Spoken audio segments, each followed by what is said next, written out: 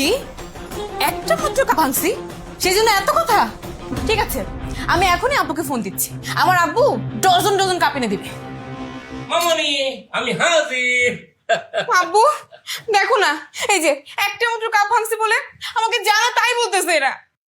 কি ব্যাপার সেলিম, কি শুনি সব? আব্বা, আপনার মেয়ে ইচ্ছা করে এই কাজটা করছে। হ্যাঁ, আপনার মেয়ের কেউ কিছু বলেনি?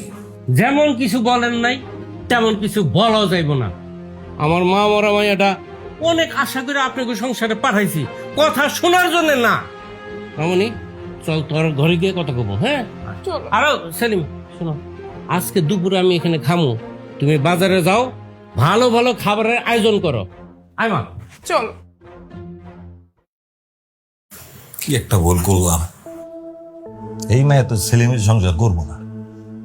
সংসার না করলে তালাক দিয়ে ঘাট ধাক্কা দিয়ে বাসা থেকে বের করে দিব। তালাক যে দিবা, তালাক দেওয়া যে কি এত সহজ? 50 লাখ টাকা কাবিন পাইবা কই টাকা?